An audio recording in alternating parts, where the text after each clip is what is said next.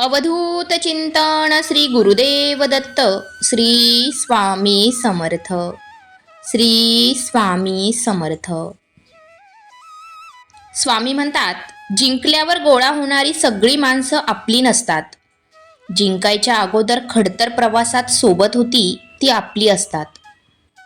यशस्वी होईपर्यंत स्वतःची तुलना फक्त कष्टाशी करा, इतरांसोबत नको. स्वामी म्हणतात, जीवनात दोनच वाक्य लक्षात ठेवा. मनाप्रमाणे झाले तर ईश्वराची कृपा आणि मनाविरुद्ध झाले तर ईश्वराची इच्छा. दोन्हीमध्ये तुम्हाला समाधान मिळणारच. स्वामी म्हणतात, माणसाने आयुष्यात विश्वास तोडण्यापेक्षा विश्वास जपायला शिका. कारण आपल्यावर एखादी व्यक्ती डोळे बंद करून विश्वास ठेवते, हीच तर आपल्या आयुष्यातील सर्वात मोठी कमाई असते. आजचा संदेश स्वामींनी तुमच्यासाठी पाठवला आहे. जर का तुम्ही स्वामी भक्त असाल तर हा संदेश शेवटपर्यंत ऐकावे अशी स्वामींची आणि माझी इच्छा आहे. 5 मिनिटे डोळे बंद करून शांतपणे हा संदेश शेवटपर्यंत ऐकावे. कारण आता लवकरच तुमचे जीवन पुढील स्तरावर जाणार आहे. सुख, समृद्धी, ऐश्वर्य तुमच्या आयुष्याची दरवाजे ठोठावत आहे. स्वामींचा आशीर्वाद प्राप्त करून घेण्यासाठी आत्ताच आपल्या व्हिडिओला लाईक करा आणि स्वामी आई मी तुझं बाळ आहे असे टाईप करा. नशीबवान ठराल. स्वामींचा आजचा संदेश तुमच्यासाठी आहे. तू हसलास तर ते जळतील, तू रडलास तर ते हसतील. काही नवं केलंस तर पाप म्हणतील, जुन्यात अडकून राहिलास तर शाप म्हणतील. गमवलं तर दारिद्र्य म्हणतील, कमवलं तर माज म्हणतील. पुढे निघालास तर मागे ओढतील, मागे राहिलास तर तुडवतील. तू हात दिलास तर साथ म्हणतील, तू तुझा विचार केला तर स्वार्थी म्हणतील. कौतुक केलं तर वा म्हणतील, उणीव दाखवली तर जा म्हणतील. नाही केलं तर काय केलं म्हणतील, नाही केलं तरी काय केलं म्हणतील. म्हणूनच तू जग, तुला हवं तसंच जग, स्वतःसाठी जग. एकच लक्षात ठेवायचं, आपण एक दिवस मरणार आहोत आणि तो दिवस कोणता आहे हे आपल्याला माहीत नाही. म्हणून होत आहे तेच योग्य आहे, जवळ आहे त्यातच समाधानी राहायचं. नको त्या गोष्टींची चिंता करायची नाही आणि आयुष्यातून गेलेल्या माणसांचा विचार करत वेळ आणि क्षण वाया घालवायचे नाहीत. जी माणसं सोबत आहे आपल्याला त्यांना जपायचंय, त्यांनाच प्रेम द्यायचंय आणि हाच क्षण शेवटचा आहे म्हणून नेहमी आनंदात राहून जगायचंय. जर का तुम्ही सहमत असाल तर होय, बरोबर आहे असे टाईप करून तुमची सहमती दर्शवा आणि हा संदेश शेअर करायला विसरू नका. तुमच्या एका शेअरने कुणाचे हरलेले मन पुन्हा जागृत होऊन नवीन जीवनाला सुरुवात होऊ शकते आणि तुम्ही नकळत पुण्याचे भागीदार व्हाल. म्हणून नक्कीच शेअर करा. दादा कोंडके यांनी त्यांच्या एकटा जीव या पुस्तकातील शेवटच्या पानावर लिहिले होते, आज एवढा पैसा प्रॉपर्टी मिळून काय उपयोग आहे? कुणासाठी मी हे सर्व कमावलं आहे? माझं दुःख, एकटेपण मी सहसा कुणाला जाणून देत नाही. त्यावेळी मी एकटा मजेत जगतो अशी बऱ्याच जणांची समजूत आहे. एकटेपणाच्या बदल्यात देवाने मला पैसा, समृद्धी, यश भरपूर दिलं.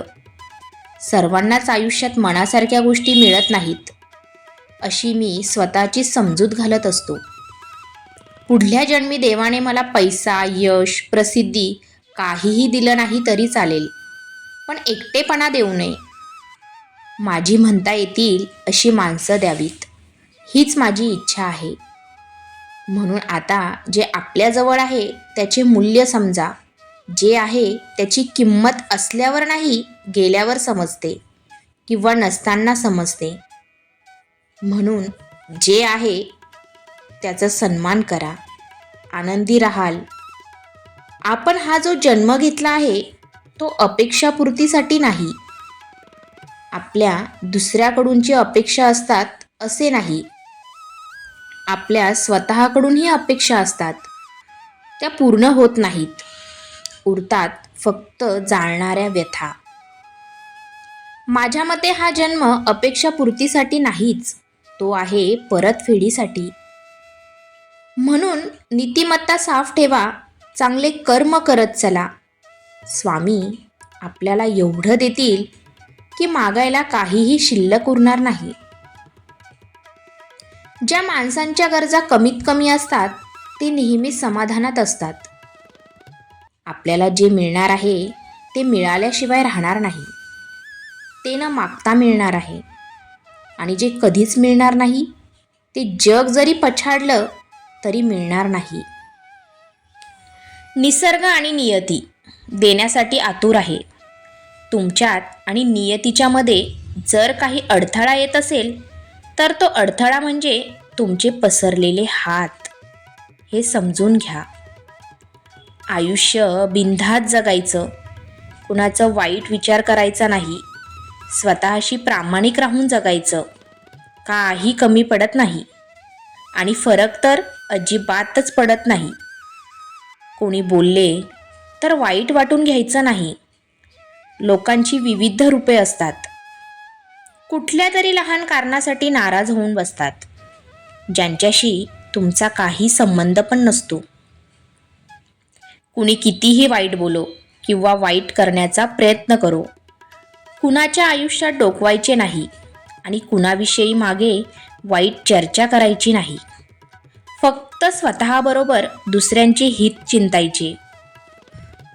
जिंदगी मस्तीत पण शिस्तीत जगायची. थंड पाणी आणि गरम इस्त्री जसे कपड्यावरच्या सुरकुत्या घालवतात, तसे शांत डोके आणि उबदार मन आयुष्याची चिंता घालवतात. प्रार्थना म्हणजे फक्त शब्दाचा उच्चार नव्हे. प्रार्थनेचा अर्थ ईश्वराचे चिंतन करणे आणि त्यांना अनुभवणे. देवापेक्षा कर्माची भीती जास्त असली पाहिजे. एक वेळ देव क्षमा करेल, पण कर्म नाही. माणसं ओळखण्यात झालेली चूक हेच आपल्या आयुष्यात आलेल्या दुःखाचं मोठं कारण असतं. हा संदेश शेवटपर्यंत ऐकल्याबद्दल धन्यवाद. श्री स्वामी समर्थ.